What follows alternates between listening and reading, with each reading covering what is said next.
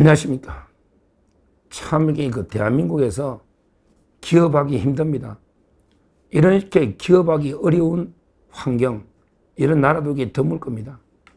특히 좌파 정권 들면서 기업을 온갖 모든 수단을 동원해서 기업을 목을 비틀고 있습니다.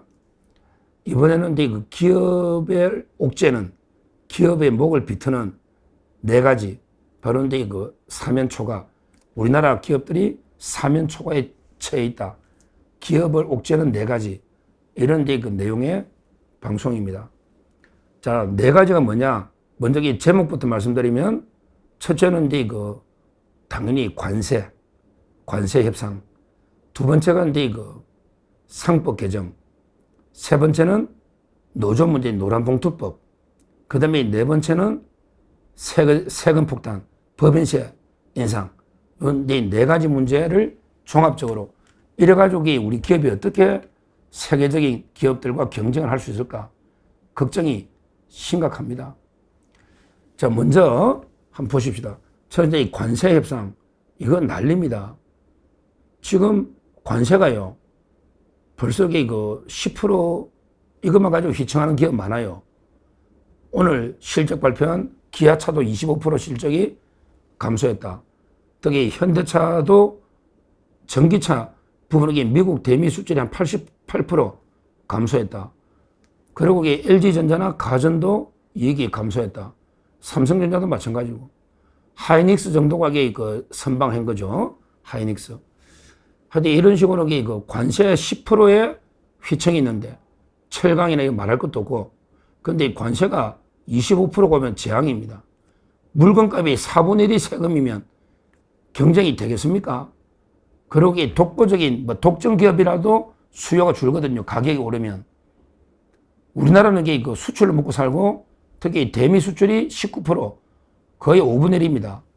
이런 나라에서 이재명 좌파 정권이, 트럼프가 이재명을 제거하려고 오히려 안 만나주면서 관세 폭탄을 터뜨리는, 이거는 전적으로 이재명 책임이 큰 거예요.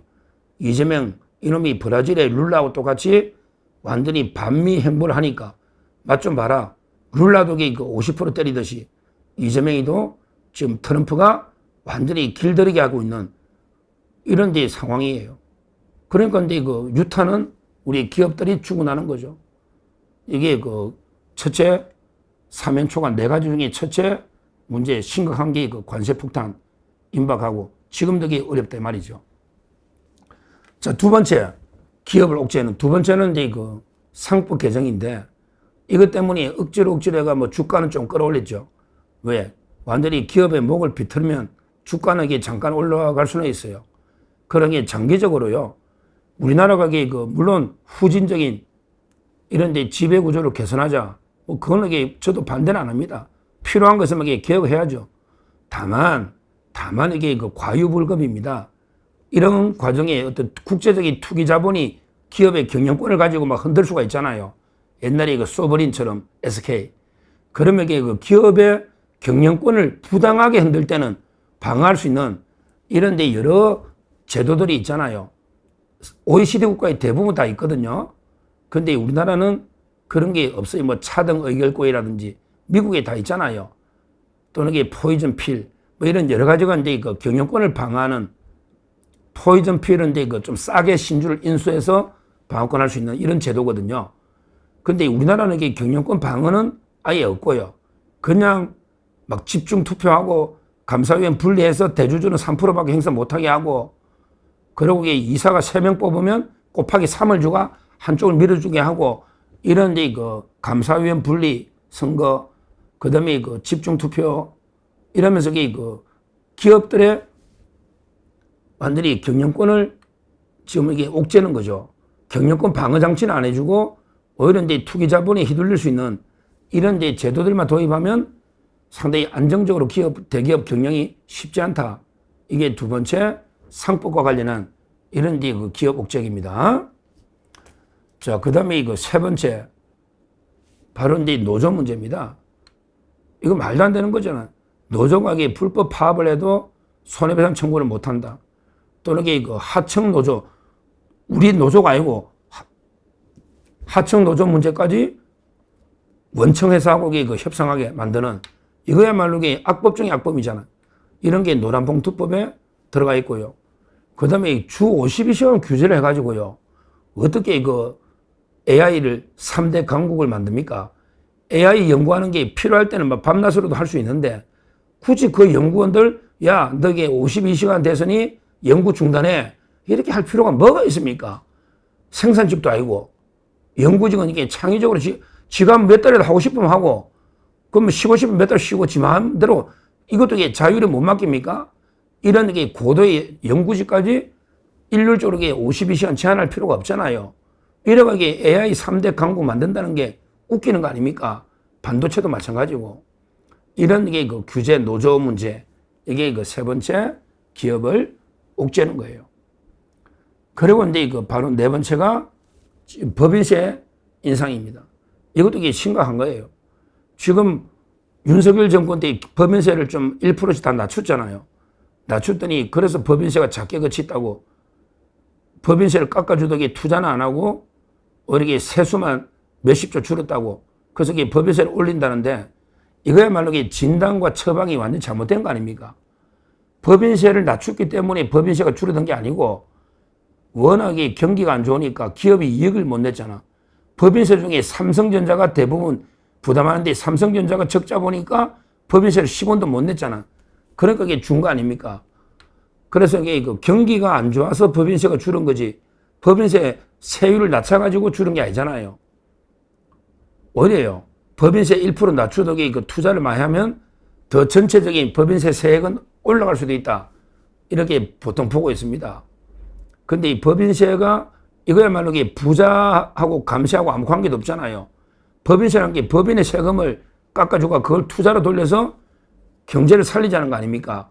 근데 이거는 부자 감세하고 아무 관계도 없는 거 아니에요. 근데 말도 안 되게 좌파들은 법인세를 인상하자 이러고 있잖아요.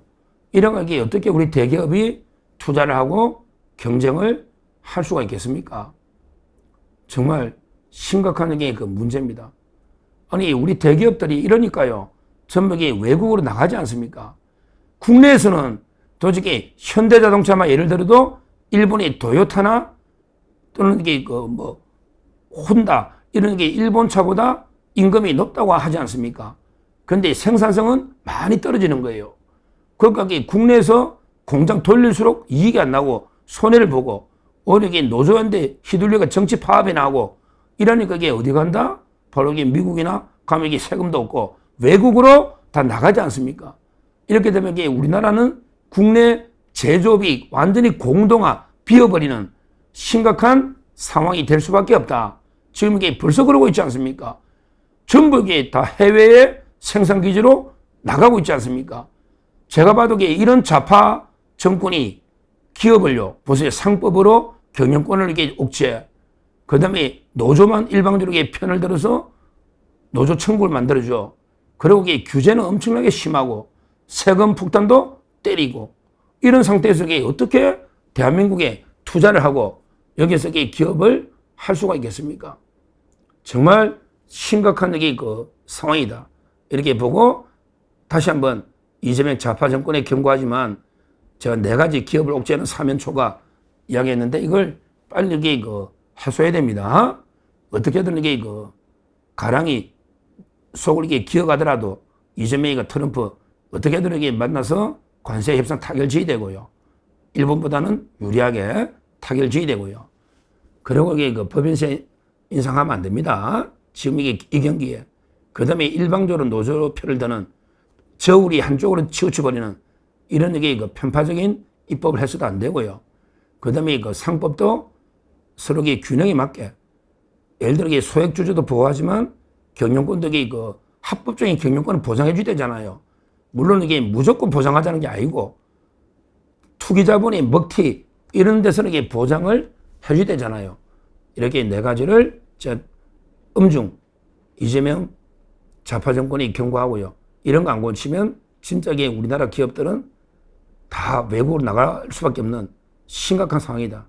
이것만 보더라도 이재명 좌파 정권이 우리 대한민국에 끼친 해악이 엄청나고 빨리 좌파 정권 종식에서 기업하기 좋은 이런 데 그 대한민국을 만들어야 된다. 이렇게 말씀드립니다. 감사합니다.